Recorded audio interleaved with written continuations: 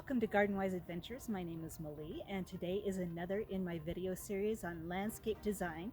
And today we're going to talk about something that is really important to landscapes, and that is lawns. I used to own a landscape maintenance company, and I've mowed hundreds of lawns, and I've had crews who've mowed hundreds of lawns. And when I think of lawns, I maybe think of them a little bit different than most people do. So let's first go through why lawns are important in landscapes. Number one is aesthetics. It is really beautiful to see a large tract of emerald green lawn. Number two, it actually helps cool the area because of transpiration. So lawns are very important in helping with the environmental impacts of some areas in some ways, not in most though. Another reason lawns are important is they're a place that is very useful. It's a large open area where you can have kids or pets play. And it is a place to rest the eye. When you're looking at a beautiful landscape, if there's too much busyness, it's difficult for your brain to process, so it's really nice to have a place to rest your eye. So, lawns can be very beneficial in some ways. Now, what are the problems with lawns? Okay, lawns, number one, especially in the Intermountain West and actually the entire western United States, they take a lot more water than we actually have available naturally. So we end up needing to irrigate lawns. They take a ton of water. Number two, to keep them green and healthy, you need a lot of fertilizer, you need pesticides, you need fungicides. There's a lot of different things that go into keeping the lawn healthy that is not that great for the environment. Also, when you mow the lawn, what happens to those clippings? Do they get thrown in the dump? So lawns can pollute groundwater. They can pollute the environment around them if you're not careful. So there's the pollution to worry about and the environmental impacts. Another problem with lawns is that we have way too much of them. Basically a waste of space. So we don't use as much lawn as we have. So it's just a large tract of pleasing green grass, to look at, but there's not a lot of use associated with it. So to me, it's a waste of space. Number three is the maintenance, especially with the way we plan our lawns. If you look behind me, I have this beautiful path through my island of vegetation in the middle of my lawn. It's a beautiful path of grass. Now, what happens to that path of grass? It's nice to walk on, but it's impossible to mow. I have to edge around it. As I walk through this area, I'm constantly compacting the soil, so it's difficult to get it to look as nice as the rest of the lawn. So when people put lawn in areas such as pathways, narrow side yards, put islands like I did in the middle of a lawn, it creates maintenance nightmares. So lawns have benefits and they do have problems. So what do? Do you eliminate all lawn? Do you keep your lawn? Well, let's walk around and look at my lawn, and let's talk about a new idea that the wonderful people over at the Conservation Garden Park, especially Cynthia B, came up with. And let's talk more about what we can do to have some lawn and still be responsible. So in my yard, we've talked a little bit about this path. We've got a really narrow area of lawn through here. We've got another narrow path.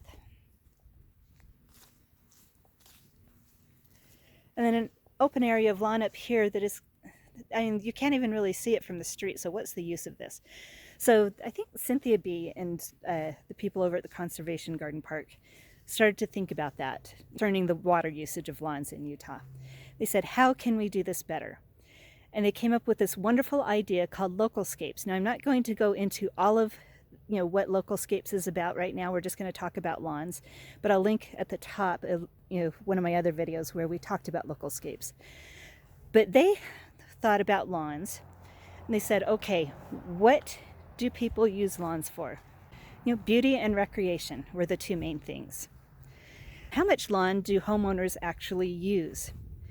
They came up with 30% of the landscaped area should be all you should have for lawn. I'm not sure if that is actually how much lawn people usually use, but if you look at Localscaped lawns, the amount of lawn they have there is absolutely perfect.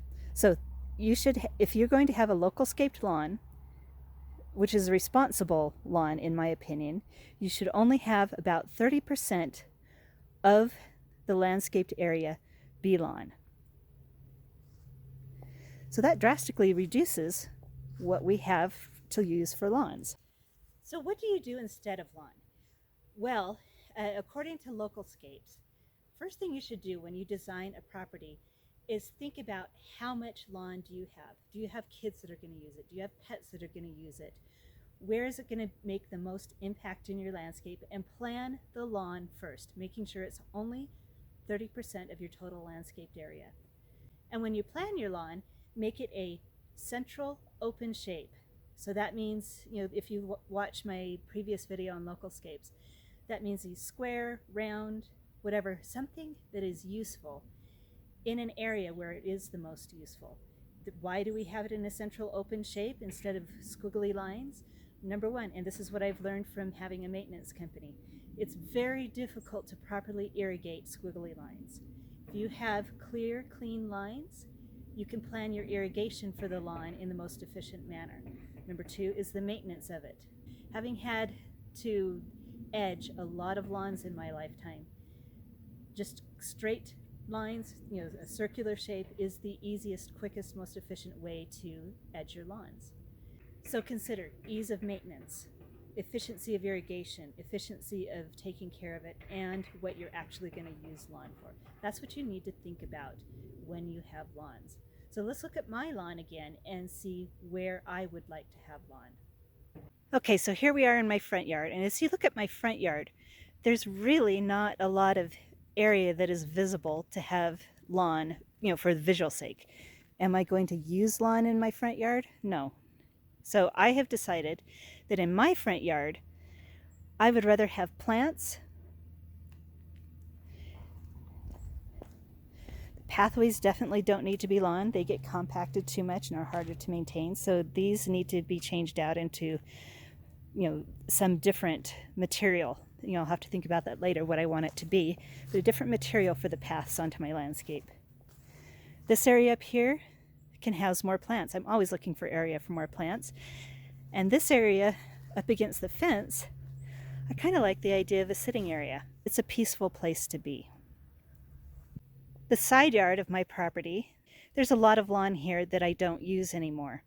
It's just, a lot to maintain. It's more to irrigate. So I think I would like to change up this area and, use it for vegetables or fruit trees or just more planting area.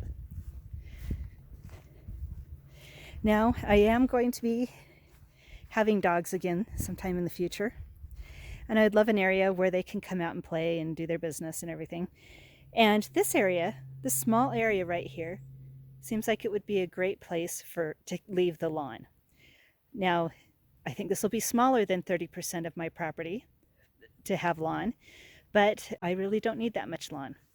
And the idea of mowing less really makes me happy. In my old dog run, and this area through here is just been a nightmare to try to keep control of with lawn in it. So I think this will be a perfect area to change over and take the lawn out.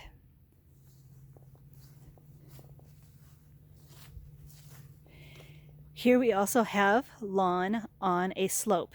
Now, lawns on slopes are something else you need to think about. I see a lot of people who put lawn on slopes, and it's so difficult to keep the water on that area. You can see that bald patch at the top. This area faces west. The top of that hill gets baked. The water doesn't stay on it. It's hard to water it efficiently because it goes from a slope to a flattened area, so the sprinklers, spray over the top of it. But because this is a dog run and I don't want slippery mud going up the hill, I'm going to need to think about what I can do on this hillside other than lawn. So once again, to recap, lawns can be a wonderful part of your landscape design, but we need to think about the environmental impacts and the maintenance impacts in your life, and only put in as much lawn as we're going to use. Keep lawns off slopes as much as possible. Make sure you can irrigate them efficiently, and that maintenance is not going to be a nightmare. I challenge you to go out and look at your property and see what areas of lawn you can reduce. Even if you're not redoing your entire landscape, there are always areas, such as on side yards, where you can reduce lawn. You can change that out for a path.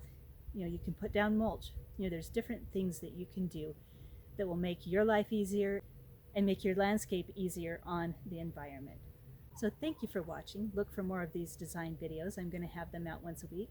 Subscribe, like them, share them, and go have a wonderful garden adventure.